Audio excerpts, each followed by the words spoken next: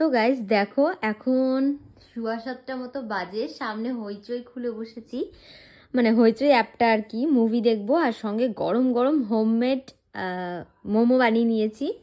এখন একদম জমিয়ে এই মোমো খাবো, মানে মজাই আলাদাই আর কি। তোমাদের দাদাভাই এখনো আসেনি, ও আসলে পরে ওকে গরম গরম বানিয়ে দেবো।